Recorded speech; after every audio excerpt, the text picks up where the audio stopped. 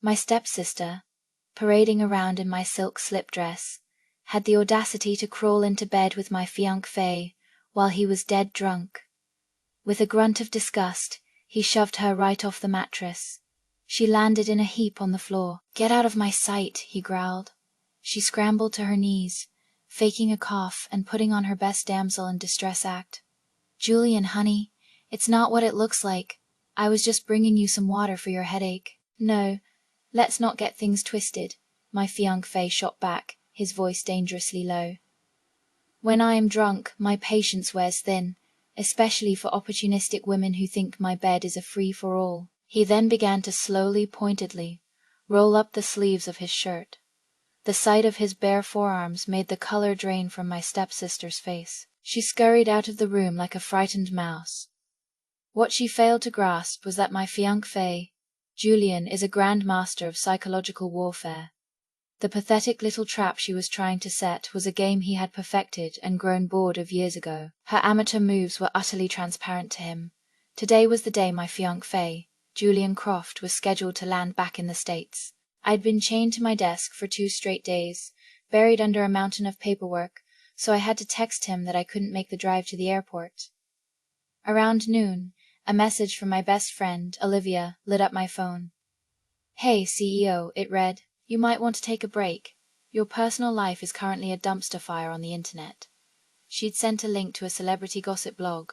I clicked it, and my screen was filled with a single, infuriating photograph. In the plush leather back seat of a black car, my stepsister, Tiffany, was draped over Julian's shoulder, her eyes half-lidded in a performance of pure intimacy.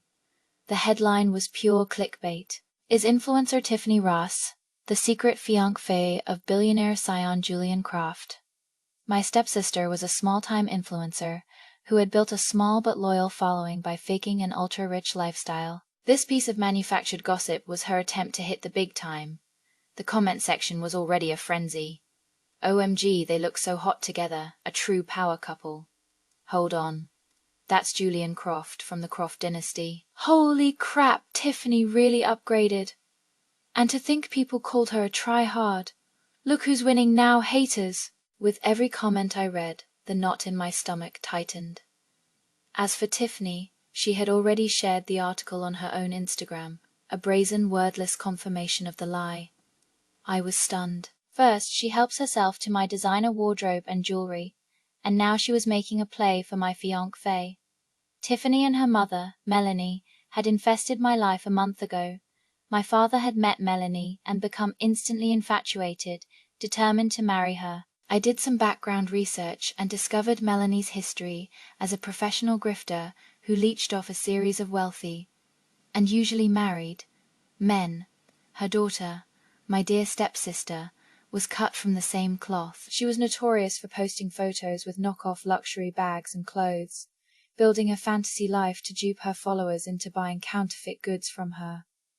I laid out the evidence for my father, printouts and all, hoping he would see them for the con artists they were. He charged out of the house, seemingly furious and ready to confront them. He brought them back home the very next day. According to my father, they had explained it all away with a tearful, Oscar-worthy performance. Melanie was just a poor, struggling single mom who did what she had to for her daughter. Tiffany only peddled fakes to give her mother a better life. It wasn't their fault, you see. It was society that had been cruel to them. My own PI report showed that Melanie had a fully paid-for condo and a hefty savings account. She wasn't struggling, she was just greedy. I was on the verge of telling my father that if he married that woman, he could consider me gone. But before I could get the words out, he made an announcement. They were already married. He had also legally adopted Tiffany, giving her our family name, Ross. Just like that, they were officially my family. I just stood there, speechless. I couldn't bring myself to actually cut ties with my father. He'd been a good dad for the most part. After my mother died from cancer when I was 8, he turned down every woman his friends tried to set him up with, all because I would throw a fit, crying that I didn't want a replacement mom. For more than a decade, he had put me above everyone else, raising me on his own. But seeing him now, fiercely defending that woman and her daughter, as if they were his real family, and I was some suspicious outsider, filled me with a cold sense of betrayal. I knew fighting him was pointless. It would only push him further away. I had to swallow my pride. The pain was still sharp. That night, I packed a suitcase and moved into Julian's penthouse downtown, ignoring the flood of calls from my father begging me to come home. I never imagined that in my absence, Tiffany would treat my bedroom like her personal boutique. She started posing for her Instagram feed in my Chanel and Hermès phase, dripping in my jewelry, and soaking up the adoration of her clueless followers. It was Olivia who caught her. She sent me a screenshot with a message. "Chloe, isn't that your antique vanity in this picture?" I stared at the image. It was my room, and it was my stepsister, smiling smugly in a designer dress I hadn't even had a chance to wear yet, with the birthday necklace from Julian around her neck, and holding my Birkin bag. The nerve. She was literally using my life to build her fraudulent online empire. I scrolled through the replies she'd left for her fans. This bag. Oh, it was a steal at around $50,000. Totally worth it. It's a custom piece from my boyfriend, not available in stores. Faye. I have so many bags, I am thinking of doing a giveaway for you all soon. Her followers lapped it up, praising her for being so beautiful, wealthy, and giving. I was shaking with rage. I had earned those things, and she was getting all the credit. That night, I decided it was time for a surprise visit home. The scene I walked in on was enough to make anyone's stomach churn. Of course, here is the next section of the story, rewritten as requested to be more detailed and colloquial, while keeping the plot and length consistent. Julian refused to let me go alone, worried I'd get ganged up on by Tiffany and her mother. "It's 2 against 1, he'd said, a dangerous glint in his eye. "You need backup." He knew perfectly well that since my father married Melanie, his loyalty had become flexible. As I neared my bedroom, I heard it, the unmistakable, rhythmic creaking of my bed frame. My expression hardened. A wave of nausea hit me. Tiffany hadn't just made herself at home. She'd turned my private sanctuary into a cheap motel room with some random guy. I hammered my fist on the door. From inside, Tiffany's voice screeched with irritation. "Go away. I am busy. Can't you read a room? Show some damn respect." She clearly thought I was one of the maids. I sucked in a breath, ready to unleash a torrent of rage, but Julian put a calming hand on my shoulder. "Allow me, darling." I knew that look. I stepped back. Julian lifted his leg and delivered a single, powerful kick square to the door.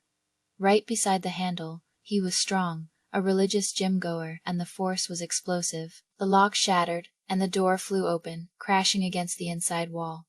Tiffany, tangled in my bedsheets, let out a high-pitched shriek. The man beside her, a stranger with slicked-back hair, looked equally stunned. "Who the hell are you people?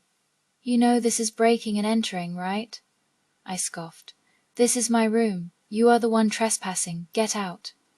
The man's head whipped toward Tiffany, his eyes wide with confusion. "You told me your name was Chloe Ross. You said all this designer stuff was yours." "Take a good look at her," I retorted coldly. "Does she look like someone who owns this much Chanel?" The man's face contorted with fury as he realized he'd been played. "You lying bitch!" he roared at Tiffany. "You don't have a shred of class. Your face is pumped full of filler. You are just a pathetic gold digger, making me buy you all that crap. I should have known you weren't a real heiress. What are you, the housekeeper's daughter?" To turn on her so viciously, right there in the bed they had just shared. The guy was a real piece of work. Tiffany's face turned a mottled shade of red and white. "Housekeeper's daughter? I am the lady of this house, Chad, you bastard. How could you say that to me?" Her fury erupted. She lunged at him, her manicured nails aimed straight for his eyes. "I'll kill you." Chad wasn't about to take that lying down. He slapped her, hard, across the face. And just like that, the two of them, still huddled under my duvet, were clawing and spitting at each other like alley cats. Tiffany froze for a second, stunned. "You hit me. My own mother has never laid a hand on me. How dare you?" She went feral, scratching and biting. For a guy his size, Chad seemed utterly incapable of defending himself. The words, "Take your pathetic brawl outside," were on the tip of my tongue, but I swallowed them. My role had seamlessly shifted from furious victim to fascinated spectator. Finally, Julian stepped in front of me, covering my eyes with his hand. "Don't look, darling," he murmured. "It's vulgar. You might catch an eye infection." He then added, loud enough for them to hear, "Chloe, let's leave them be. They're just having a small tiff. I am sure they'll kiss and make up in no time, right?" His words were poison wrapped in silk. There was no coming back from this for them. Julian was deliciously wicked. As we walked out, Julian glanced at the splintered door on the floor with a look of theatrical regret. I am sure if it were still on its hinges, he would have politely closed it for them. The door was practically soundproof. They could probably fight in there for hours without interruption. On the way downstairs, we passed the housekeeper, Maria, who was rushing up to see what the commotion was. We assured her everything was fine. She gave a knowing nod and followed us down. My father was out, which meant he was with Melanie. Julian and I were sitting in the living room when they returned, my father looking like a bellhop, his arms laden with shopping bags from all of Melanie's favorite luxury brands.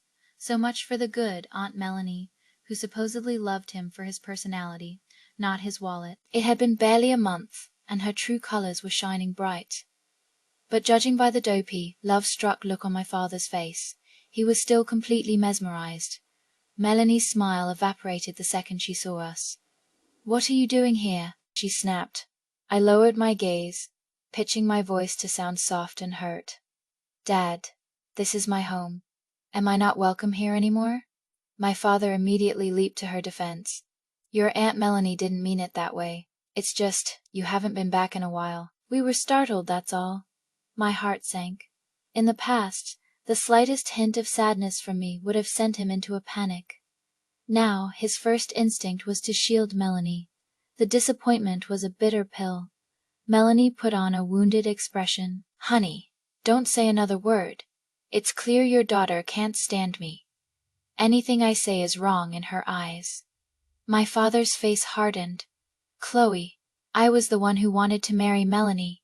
If you have a problem, take it up with me." A lump formed in my throat.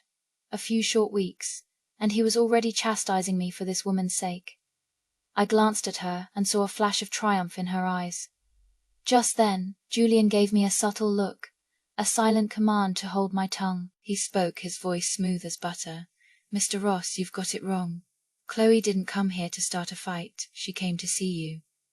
"She may have been away," he continued, "but she's been worried sick about you, your heart condition, your high blood pressure. She's constantly asking me if you've taken your medicine. She drove 2 hours from her apartment at this hour just to make sure you were all right."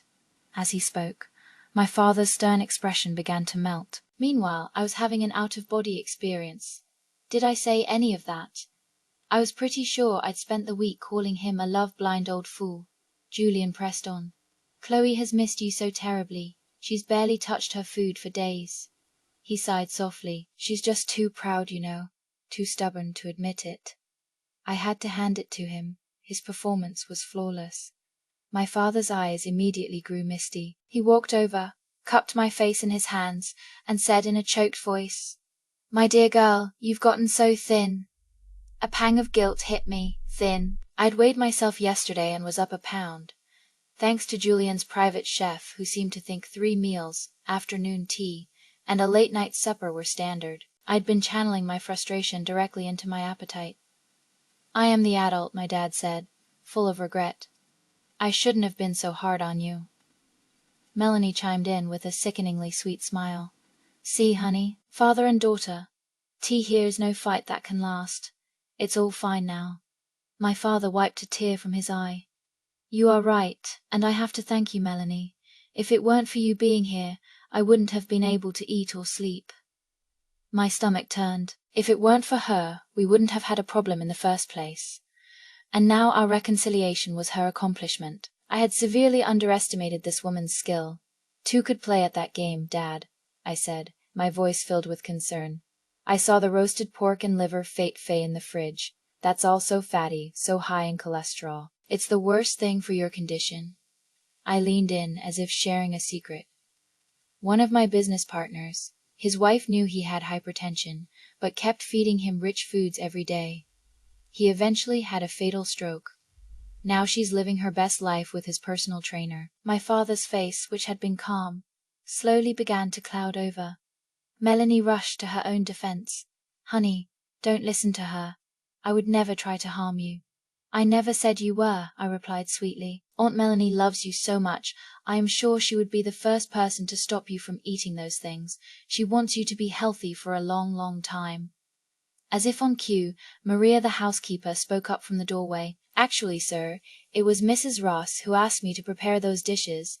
She said they were your favorites, and that you should have what you crave. I knew it, to keep him happy."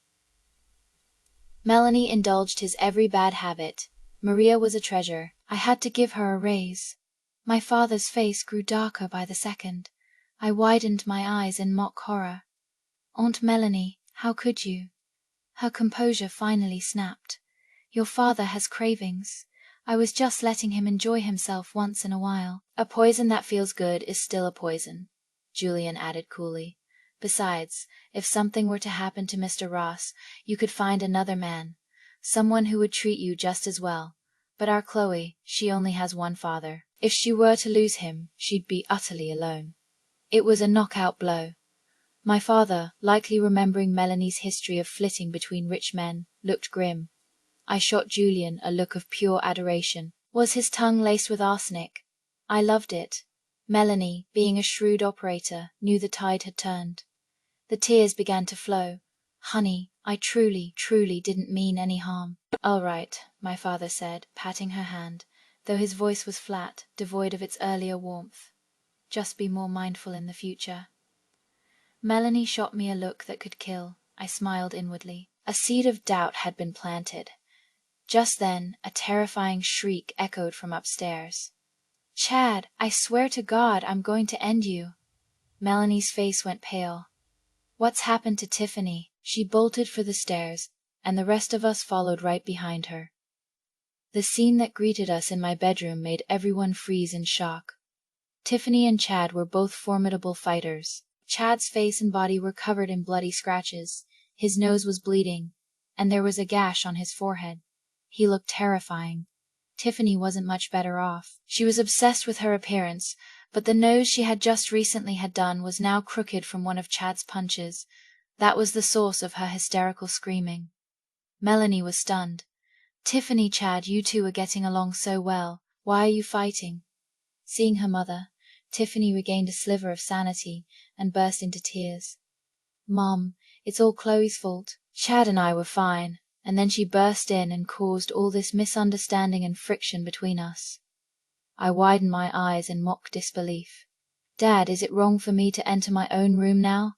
Maybe I shouldn't have come back at all. Then I wouldn't have to discover that my father belongs to someone else, and my room does too."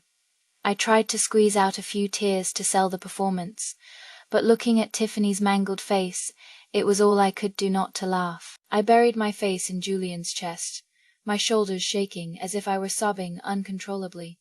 I gave his side a sharp pinch, signaling him to take over. His poison-laced tongue was far more effective than mine. My father glared at Tiffany. "So you were in Chloe's room with Chad?" Julian clarified, his voice sharp. To be precise, they were in her bed, and when she heard Chloe at the door, she told her to get out of her own home. He locked eyes with my father. "Mr. Ross, I have to ask, do you still see Chloe as your daughter? Is there even a place for her in this house anymore?" My father, cornered by Julian's questions, was speechless. Finally, he managed to say, "I will give Chloe an explanation." My father decided that Tiffany had to move out. Melanie pleaded with him. "Honey, Tiffany was just confused. She made a stupid mistake." She nudged Tiffany, who quickly added, "My bed is too small for 2 people. It's uncomfortable. That's why we went to my sister's room. If I had known it was her at the door, I never would have told her to get lost." Under the force of Melanie's tears, my father's resolve began to waver. Just then, Chad spoke up. "She's not confused at all. She told me she was the heiress of the family. All of Chloe's pictures in that room were put away and replaced with hers. She was clearly trying to pass herself off as the lady of the house." He winced from the pain of his scratches. "Oh, and she posted tons of pictures of luxury goods on her social media. I bet she took all of those in Chloe's room too. He wasn't about to let her off easy. She deliberately seduced me, probably to get pregnant. Then she could use the baby to force me to marry her. She's not confused, she's a damn schemer." With every word he spoke, the color drained from Tiffany's face. Finally, she broke down, screaming, "Shut up! Just shut your mouth!" The chaotic scene ended with my father's booming voice. "Enough, both of you, get out." Soon after, Tiffany was dragging her suitcase out of the house. As she was leaving, she noticed my father and Melanie were in the living room, out of earshot. She turned to me, her voice filled with malice. "This is all your fault. You cost me my golden goose. Do you have any idea how long it took me to find a rich idiot like him?" I wasn't sure about the idiot part, but Chad was definitely a lowlife. Tiffany was so desperate to marry rich that she'd settle for a man who would hit a woman. She then glared at Julian. "And you pretty boy, what are you good for besides stirring up trouble?" Julian smiled pleasantly. "Thank you for the compliment on my looks." I let out a small laugh. It was clear Tiffany had no idea who Julian was. She thought he was just some handsome arm candy I was with for his face. To be fair, since she and her mother had moved in, I'd been staying at Julian's and hadn't brought him over, so it was normal that she didn't recognize him. "You think this is funny?" Tiffany seethed. "Let me tell you, I'll be back. My mom has your dad wrapped around her little finger. All the pain you've caused me today, I'll pay you back 1,000 times over." I glanced over at Melanie, who was silently weeping, the very picture of a damsel in distress. My father, all his earlier suspicions forgotten, was tenderly wiping her tears. My own smile faded slightly. "Is that so? You don't believe me, just you wait." She tried to flash a triumphant, arrogant smirk, but the movement pulled at the wounds on her face, and she ended up grimacing in pain. "Wait a minute," I called out as she turned to leave. Tiffany turned back, her confidence restored. "What? Changed your mind? Don't want me to leave? That's more like it. If you play nice, maybe I'll consider telling my mom not to have your dad kick you out." I almost laughed out loud. What a ridiculous fantasy. I only stopped her because I wanted to make sure she was gone for good. I called Maria over. "Open her suitcase." Tiffany's face changed. She clutched the handle tightly. "These are my things. You have no right to open it. We'll see if they're your things after we take a look." She refused to let go, and Maria couldn't pry the suitcase from her grasp. The commotion drew my father's attention. He walked over. "What's going on?" "I am missing several bags and some jewelry from my room. I suspect she stole them, and I want to check her suitcase." Maria had actually tipped me off. When Tiffany was taking too long to come downstairs, Maria had gone up to check on her and saw her sneaking out of my room, stuffing several necklaces into her pocket. I was willing to bet that suitcase was packed full of my belongings. Tiffany became hysterical. "You are lying. I didn't steal anything from you. Did you or didn't you? Just open the bag and we'll know." "No." Tiffany's eyes filled with tears. "This is so humiliating. I may not have a lot of money, but I would never steal." Melanie chimed in. "I know my own daughter. Tiffany can be a bit vain, but she is not a thief." Her voice cracked as she looked pleadingly at my father. "Just because Tiffany is poor, you are going to accuse her of being a thief. It's not her you look down on, it's me. If that's the case, maybe we should just end this tea. Here is no point in going on like this." A classic emotional blackmail tactic. My father, already feeling guilty for having suspected Tiffany earlier, grabbed Melanie's hand. "It was my fault. I shouldn't have doubted your daughter." He turned to me. "Chloe, let it go. Just let Tiffany leave. The show couldn't end before the climax. The star of the drama couldn't just walk away." I gave Maria a look. With lightning speed, Maria unzipped Tiffany's jacket. Several sparkling necklaces tumbled to the floor. Maria picked them up and held them in front of my father. "Mr. Ross, this one. Doesn't it look like the one you gave Miss Chloe for her 18th birthday?" My father's face turned to stone. "Tiffany, what do you have to say for yourself?" Tiffany stammered, unable to form a single word. In that moment of distraction, Maria had already opened the suitcase. It was overflowing with designer bags, expensive jewelry, and luxury watches. Melanie's face was a mask of fury. She shot Tiffany a look that screamed, "You useless girl. Why did you have to cause so much trouble?" If Melanie had just been able to fully secure my father, Tiffany could have had anything she wanted. Now my father's trust was broken, and he wouldn't be so easy to manipulate. Tiffany, utterly humiliated, shot me one last hateful glare and fled in disgrace. After that day, I moved back home. Of course, I had the entire bedroom suite replaced and had Maria do a thorough deep cleaning. When I was packing my things to leave Julian's penthouse, he looked at me with the most pitiful expression. "Chloe, don't you like it here? Don't I take good care of you?" My face flushed. He took very good care of me. So good that I woke up with an aching back every morning. He always had this harmless, smiling demeanor, but in bed, he was like a wolf, insatiable. Julian wrapped his arms around me from behind, resting his chin on my shoulder. He was like a big, clingy dog.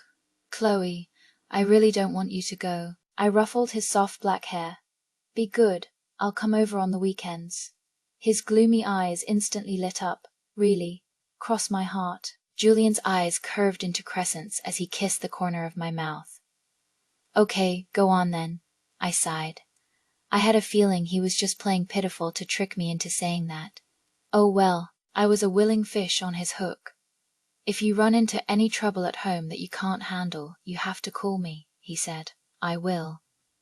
I had a feeling a storm was brewing at home, and I was walking right into it. Life back home was much quieter than I expected. Melanie was on her best behavior, no longer trying to drive a wedge between my father and me.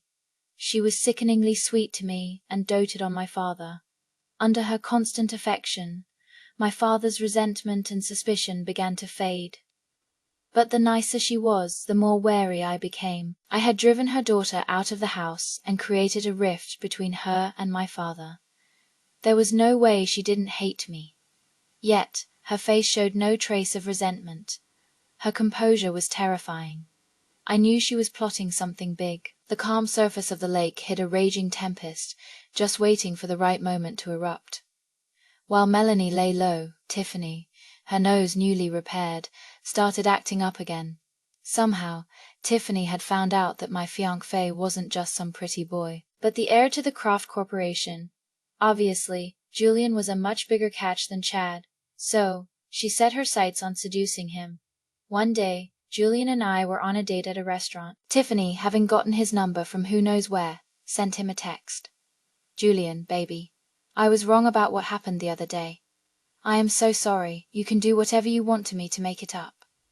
She followed it with a photo, so heavily filtered it barely looked human. She was wearing provocative lingerie, her chest pushed up and practically spilling out. Julian's brow furrowed in disgust. He typed back, "I hope you die." After sending the message, he immediately blocked her number. He smiled at me. "Chloe, wasn't that well done?" His eyes were sparkling like a puppy wagging its tail, waiting for praise. I was hungry, and my mind was on the food. "Very well done," I said distractedly. "Let's eat." "I'd rather eat you," he murmured, his gaze locking onto mine, his voice husky. My ears turned red. I avoided his gaze. "We're in public. Behave yourself." Julian smirked, deliberately misinterpreting my words. "So you are saying I can do whatever I want in private?" I shoved a piece of bread in his mouth. "Don't talk, eat."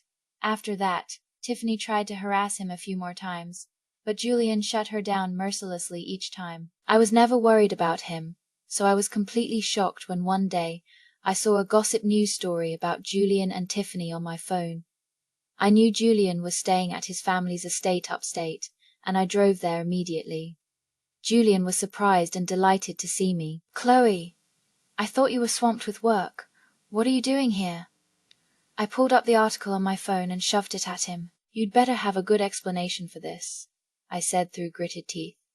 Julian scanned the article, and his face immediately changed. "Chloe, let me explain." He told me that when his driver picked him up, Tiffany was already in the car. He had demanded to know why she was there, and the driver explained that Tiffany had claimed to be my sister and had asked for a ride back to the city. The driver, unaware of the drama between us, figured that since she was the sister of his boss's fiancée, Giving her a lift would be a nice gesture that Julian would appreciate. Julian, however, was furious. He told Tiffany to get out of his car. Tiffany refused, whining that her foot hurt and she couldn't move. As she spoke, she tugged at her tight, low-cut top, revealing a significant amount of cleavage, clearly trying to seduce him. Recounting this part, Julian scoffed. She thinks every man falls for that act. What does she take me for? Some single-celled organism driven by lust? I silently thought to myself that, in my experience, he often did seem like an organism driven by lust. I had looked into Tiffany's past. She had used these same tactics to hook plenty of men, getting them to buy her bags and jewelry. She naively thought it would work on Julian too. My anger subsided slightly. "So what about the picture?" I asked. "It's photoshopped." The moment I got in the car, I kicked her out. We were never sitting together. If you don't believe me, you can check the dashcam footage. I looked closely at the picture again. Now that he mentioned it, I could see the faint, telltale signs of digital manipulation. I believed him for the most part. Julian analyzed the situation calmly.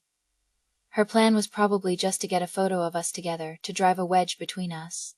When she realized I wasn't taking the bait, she resorted to Photoshop. I thought about how I had stormed in here, ready to tear him apart. I felt a little guilty. "Okay, I am sorry I accused you. I apologize." Julian's dark eyes locked onto mine, his tone more serious than I had ever heard it. "Chloe, I am not Ethan. I will never ever betray you. You are the love of my life." Ethan was my ex-boyfriend, and also Julian's college roommate. Ethan was handsome, charming, and knew how to talk to girls. He pursued me relentlessly for 6 months, showering me with sweet words and grand gestures. He even bribed my roommates with small gifts to put in a good word for him. I had my own vanity, and seeing a guy that good-looking pursue me with such dedication, I eventually agreed to be his girlfriend. I often went with Ethan to his big lecture classes and watched his basketball games, so I inevitably got to know his roommate, Julian. My first impression of Julian was that he was a cold, aloof, academic genius. Later, it was Julian who told me that Ethan was cheating on me. It was Julian who went with me to catch him in the act, and Julian who helped me through the heartbreak. I discovered that the real Julian was nothing like my first impression. He wasn't cold at all. He was kind and incredibly thoughtful. Somehow we ended up together. It was a huge slap in the face to Ethan. I still remember the day Julian and I went to the movies and ran into him. Ethan, his eyes red with anger, grabbed Julian by the collar. "You promised me you wouldn't tell Chloe about the freshman girl." Julian didn't fight back. He just said calmly, "It wouldn't have been fair to Chloe. I was just upset because Chloe and I had a fight.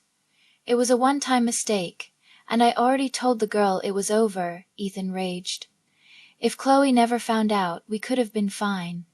"Chloe deserves better," Julian said simply. He was, of course, referring to himself.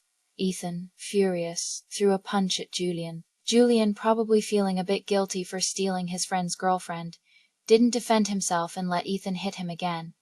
Seeing the blood at the corner of Julian's mouth, I rushed between them and told Ethan to stop. From that day on, I despised Ethan even more.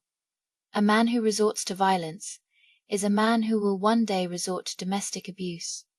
Julian had been hurt because of me, and to stop me from worrying, he pretended it didn't hurt at all. But his lip was bleeding. Of course it hurt. My heart ached for him. Later, I saw Ethan confronting Julian again. I was about to intervene when I saw Julian effortlessly pin Ethan against a wall, his entire demeanor radiating menace. "Ethan, that's enough. I only let you hit me because I wanted Chloe to feel sorry for me. Don't think for a second that I am afraid to fight back." That was the moment I realized Julian had a manipulative, green tea side. Just then, Julian's voice pulled me from my thoughts, his eyes narrowing dangerously. "Chloe, why are you so quiet? Are you reminiscing about your ex?" "Of course not." I felt a flash of guilt, but then I caught myself. Wait a minute. Wasn't I the one who came here to confront him? How had he turned the tables on me again? I glared at him, and he immediately put on a pitiful expression. "Chloe, you wronged me. You have to make it up to me tonight." I know, I said, my cheeks flushing as I avoided his intense gaze. That evening, my father called. He said he hadn't seen Julian in a while, and hearing he was back from his trip, wanted to have dinner with his future son-in-law. The word that was just within his grasp had flown away. Julian looked utterly dejected. I couldn't help but smile. "Come on, that's your future father-in-law." When we arrived at the house, we found not only my father and Melanie, but Tiffany, sitting comfortably on the sofa. "You are finally here. We were just waiting for you to start dinner." Tiffany greeted us with the enthusiasm of the lady of the house. I glanced at my father without a word. Tiffany was back living here. I frowned. I had been staying here for the past few days and hadn't heard a single word about her moving back. My father had kept it a secret from me. A bitter feeling rose in my chest. Meanwhile, Tiffany reached out to take Julian's suit jacket. Julian casually handed it to Maria, the housekeeper, without even glancing at Tiffany. Tiffany wasn't fazed. "Julian, you don't have to be so formal with me," she cooed. Julian ignored her and walked straight to the dining room, his expression cold. A flash of annoyance crossed Tiffany's face. She stomped her foot lightly and hurried after him.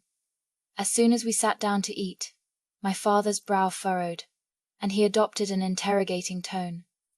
"This morning, I saw the gossip news about you and Tiffany. What's going on between you two?" His words instantly cast a serious mood over the table. So that was it. My dad had specifically invited Julian and Tiffany over to address this. My mood relaxed considerably. Tiffany blushed. "Oh, Dad, the news is all fake. Don't take it seriously." Her feigned coyness, however, only made one want to dig deeper into her relationship with Julian. "Really?" Julian was calm. "Yes, the photo was photoshopped, Mr. Ross. You don't need to worry about it." Me father studied him, not letting it go. "Is that so? I just find it strange. Why would the gossip columns photoshop a picture of you two, and not anyone else?" Tiffany, with the audacity that was almost impressive, said, "Maybe it's because, compared to my sister, I look like a better match for Julian." Julian scoffed, his brow tightening.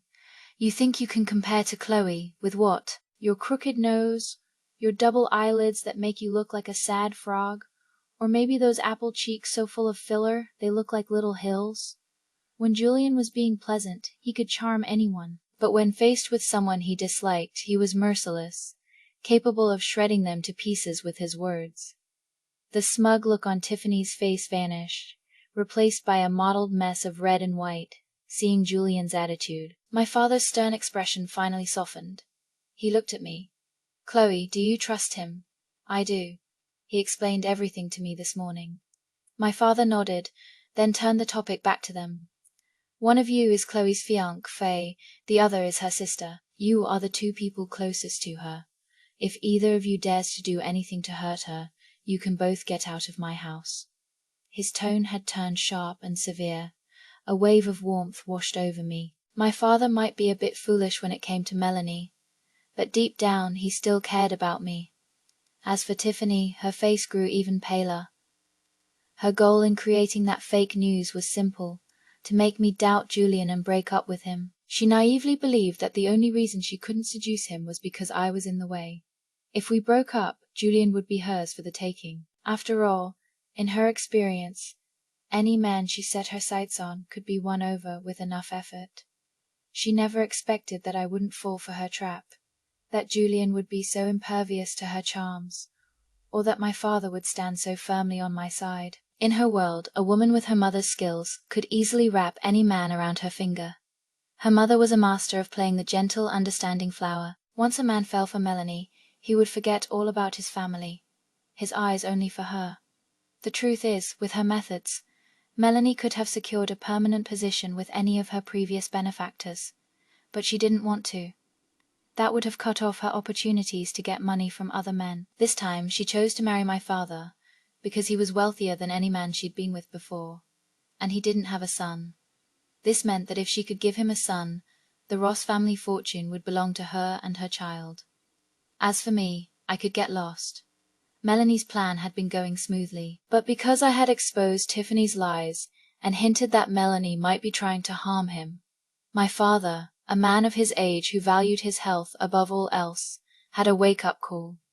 On the surface, he was still kind to Melanie, but a seed of distrust had been planted. He had emerged from his love-struck haze and remembered that the daughter he had raised was the most important person in his life. He couldn't let his new wife alienate me. That's why he was standing so firmly behind me now. Realizing the situation was not in her favor, Tiffany quickly said, "I'll post a clarification on my social media." Only then did my father's expression toward her soften. Melanie chided playfully, "Those gossip columns are always making things up. It's one thing for outsiders to believe them, but honey, how could you take it seriously?" She served my father a bowl of soup. Come, let's eat before the food gets cold." My father accepted the soup, and the matter was considered closed. During dinner, my father plied Julian with drink after drink. Julian had a high tolerance, but even he couldn't withstand my father's relentless assault. I took the glass from his hand. "Don't drink anymore. You are going to get drunk." "I can't waste your father's good wine." The corners of Julian's eyes were already red, his gaze misty, like a sad puppy. My heart went out to him. I knew my father was doing this on purpose. "Dad," I said, annoyed, "I already told you nothing is going on between Julian and Tiffany. Why are you getting him so drunk?" My father, who hadn't had much to drink himself, huffed. "This is for not backing me up and trying to convince you to come home when you ran away. He just let you do whatever you wanted." I had to laugh. My father was still holding a grudge over that. After my big fight with him about Melanie, I had moved into Julian's. Julian had unconditionally supported my decision and never once tried to persuade me to go back. He just told me his home was my home, and I could stay as long as I wanted. When my father called him, asking him to talk some sense into me, Julian had hung up on him, presenting a united front with me. Julian nodded. "Mr. Ross is right. Let's keep drinking." He calmly took the glass back from me and drained it in one gulp. In the business world, everyone knew him as the formidable heir to the Kraft fortune. Anyone who dared to force drinks on him like this would face serious consequences. But this time, Julian accepted it without complaint. He was doing it for me, to prevent my father from holding a grudge against him and putting me in an awkward position. I sighed internally. How lucky I was to have found a man like Julian. In the end, my father succeeded in getting Julian drunk. His anger dissipated, and he told me and Maria to help Julian to the guest room to rest. As I was helping Julian upstairs, I didn't miss the glint in Tiffany's eye. I frowned. What was she planning now? I didn't dare leave a drunk Julian alone in the room. After quickly washing up in my own room, I went back to his. If he got thirsty or needed to throw up in the middle of the night, I wanted to be there to take care of him. Julian's behavior when drunk was much better than I expected. He didn't make a fuss or cause any trouble. He just tossed and turned all night, which kept me from sleeping. I ended up curling up on the small sofa nearby, covering myself with a thin blanket, planning to make do for the night. The sofa was too soft, and I slept fitfully, so when I heard the doorknob turn, I woke up instantly. The door opened slowly, and the light from the hallway silhouetted Tiffany's face. I was wide awake in an instant. I pulled the blanket up, covering myself completely, leaving only my eyes exposed to watch her every move. After the door was fully open, I saw Tiffany, wearing a silk nightgown I recognized as one of mine that had gone missing, tiptoe into the room. She quickly closed the door behind her and didn't even dare to turn on a lamp. It was obvious she was up to no good. I wasn't a fool. Seeing her dressed like that, I knew exactly what she was planning. She wanted to take advantage of Julian while he was drunk, pretend to be me, and sleep with him, forcing him to take responsibility for her. I was right. Tiffany entered the room, and only dared to turn on a small nightlight, its glow so faint it was impossible to see her face clearly. She crept over to Julian's bed. Her expression was a mixture of excitement and nervousness, and she was completely oblivious to me huddled on the sofa. My position was the perfect VIP seat for the drama about to unfold. I quietly took out my phone and started recording.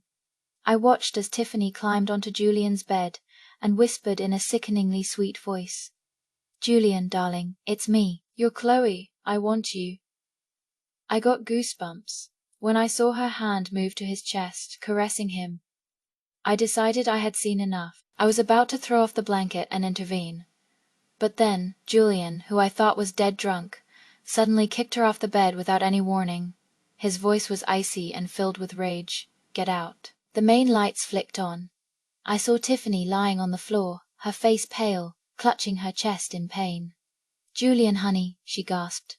"Don't get me wrong. I was just bringing you something for your hangover." As she spoke, she coughed up a mouthful of blood. It was clear how much force Julian had used. Tiffany hastily wiped the blood from her mouth, forcing a few tears from her eyes. "Julian, my chest hurts so much," she said pitifully. "I think you need to touch it to make it better." Even in this state, she was still trying to seduce him. I didn't know whether to call her stupid or just pathologically persistent. Julian's expression was dark, a malicious smile playing on his lips. "Don't you get me wrong. When I am drunk, I get the urge to teach someone a lesson, especially women who try to climb into my bed." He slowly, deliberately rolled up his sleeves. Seeing this, Tiffany's face changed. The pain in her chest intensified, and all thoughts of seduction vanished. She scrambled out of the room as fast as she could. I threw off the blanket and sat up on the sofa. "Julian, when did you wake up?" Julian turned towards the sound of my voice, a flicker of surprise in his eyes. Then, the menace in his expression instantly melted into a smile. The change was faster than a Sichuan opera mask change. "Chloe, you were here the whole time." "Yes, you were drunk, and I was worried about you." Julian rested his head on my lap like a fluffy puppy. "I drank too much. My head hurts." He was like a big, clingy dog. Looking at him now, you would never guess he was capable of the raw menace he had just displayed. Not a clingy dog, more like a loyal but vicious hound that only recognizes its owner. I gently massaged his temples. "So, when did you really wake up?" "When Tiffany got close, I smelled this overpowering perfume. It woke me up, and I kicked her out on instinct," he said, looking up at me with innocent eyes. "Chloe, I am not usually that rough. The thought of that woman trying to come between us made me lose control." "I know." I had known what kind of person Julian was since college. He looked gentle and harmless, but he was full of cunning and was not someone to be trifled with. He had probably been hiding that side of himself from me, afraid he would scare me. "Does your head still hurt? Should I keep massaging it?" "Yes, please." Julian rested his head on my lap again, and I continued to gently rub his temples. Neither of us spoke. The only sound was the ticking of the clock, creating a feeling of peaceful contentment. The next day, before Julian and I could confront Tiffany, she beat us to it by playing the victim. When we came downstairs, we found Melanie and Tiffany crying in front of my father. Melanie, looking utterly devastated, was leaning against my father. "Honey, you have to stand up for our Tiffany. I've spoiled this girl since she was a baby. I won't let anyone bully her like this. She looked so pitiful that even a man with a heart of stone would have softened. My father, who still had feelings for her, was no exception. He gently patted her back. "All right, don't cry. I promise you I will get justice for Tiffany." Melanie's tears turned to a smile. "Really? When have I ever lied to you?" my father said gently. He saw Julian and me coming down the stairs, his expression still relatively kind. "Julian, Tiffany says she went to check on you last night because you were drunk, and you got violent and kicked her. Is that true?" A full smile touched Julian's lips. "Oh, is that what she told you?" My father nodded. Julian's smile widened. "She's lying." Tiffany lowered her eyes, her voice small. "You were drunk. You probably don't remember what you did. It's normal." Melanie looked at my father with mournful eyes. "Honey, you promised. You have to make Julian apologize to my Tiffany." My father, unlike before, didn't immediately side with them. Instead, he asked Julian, "Do you have anything else to say?" Melanie snorted. "He's not going to admit it. I've seen men like him before. They do something terrible, and then use being drunk as an excuse. It's despicable." Tiffany added, "Julian, all you have to do is apologize. We're family. We won't hold it against you."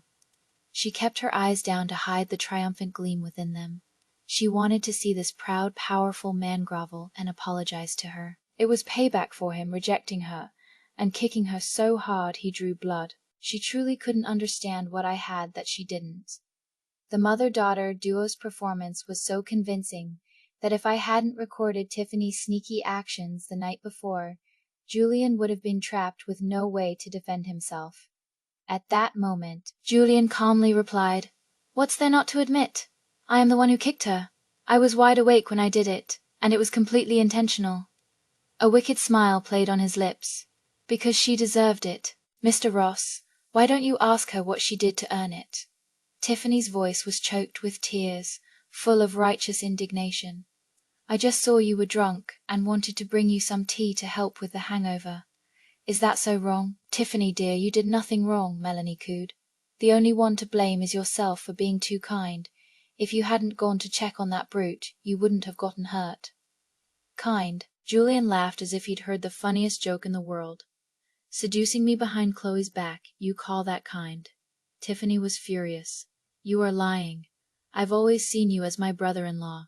I have no other feelings for you." Melanie backed her up. "Exactly. If you don't want to apologize, fine, but you don't have to slander her like that." She turned to my father. "Honey, a man with a violent streak who tells such lies is not a suitable match for Chloe." Only then did I understand their true goal. Since Tiffany couldn't have Julian, she was going to ruin his reputation and destroy our engagement. It was a vicious plan. My father, who had been trying to remain neutral, was starting to sway under their tearful onslaught. His friendly demeanor towards Julian vanished. His face darkened. "All right, Julian, apologize to Tiffany now." He then looked at me. "Chloe, I need to seriously reconsider your engagement to Julian."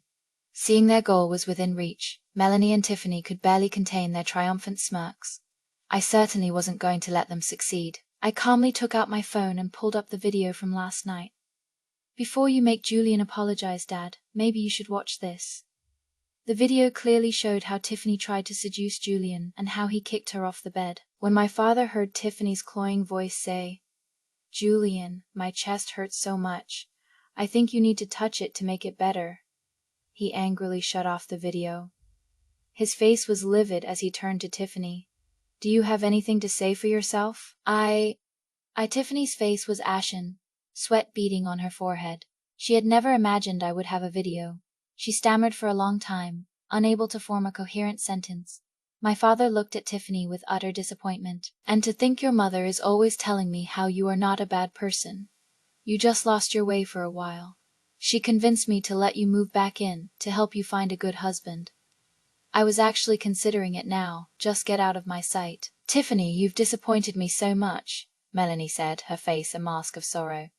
"I trusted you. How could you lie to me? This time, even I can't help you."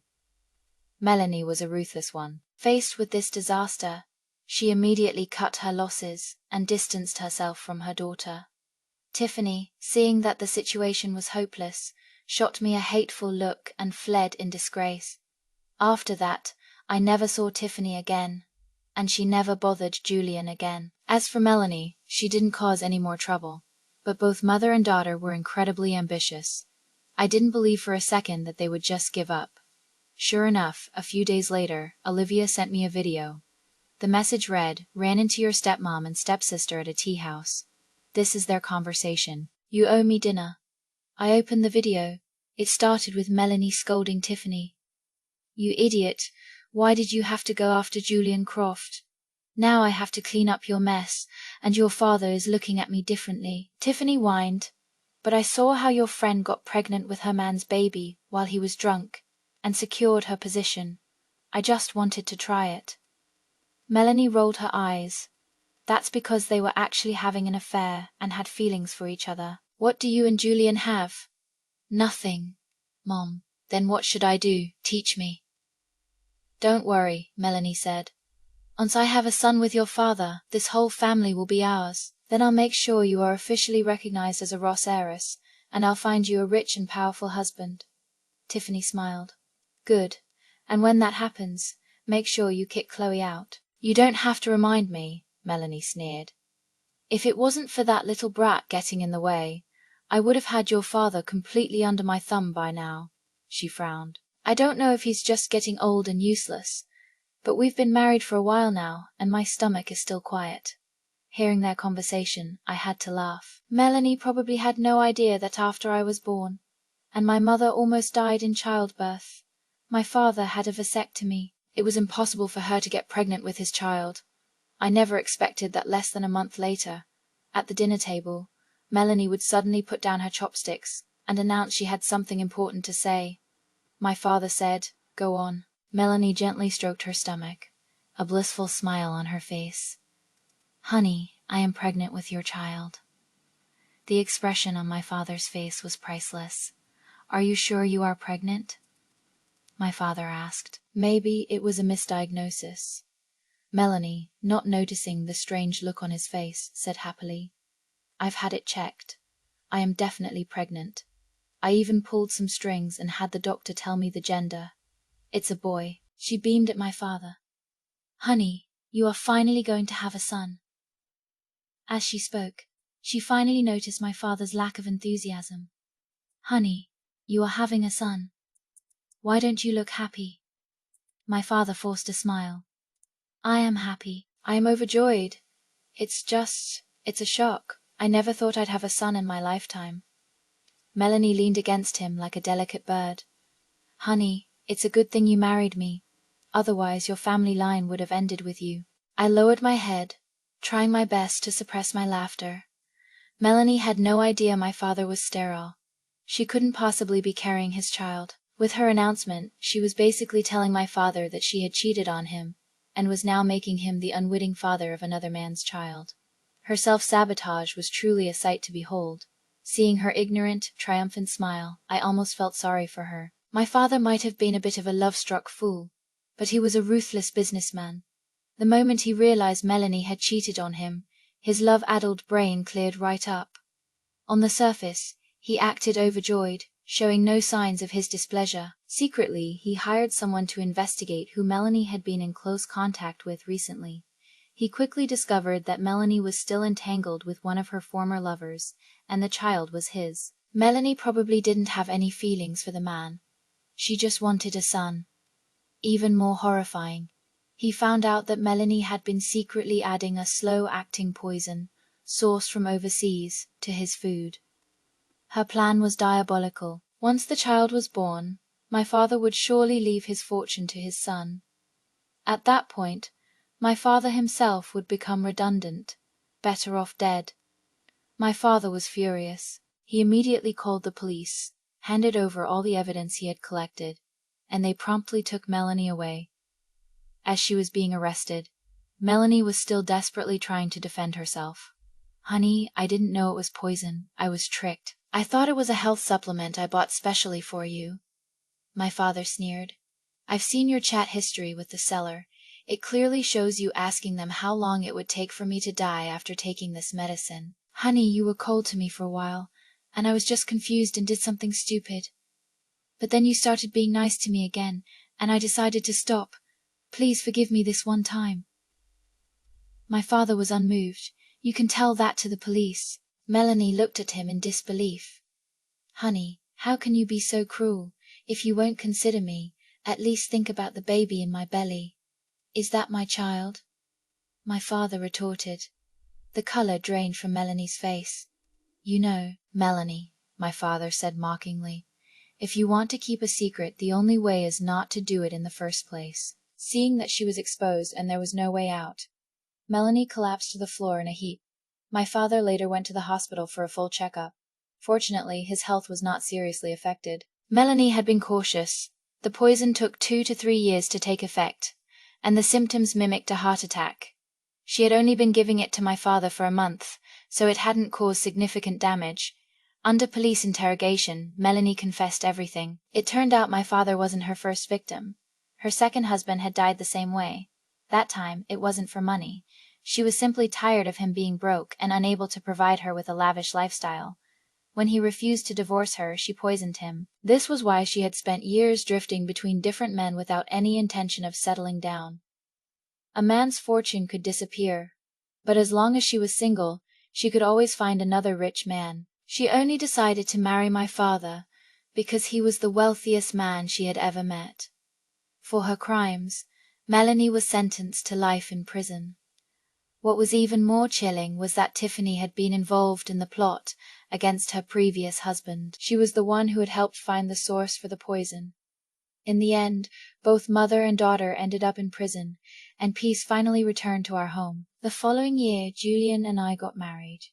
My father often remarked that Julian had much better judgment than him, and was incredibly lucky to have married his precious daughter. At our wedding, Julian promised to love and cherish me for the rest of our lives, and he has kept his promise.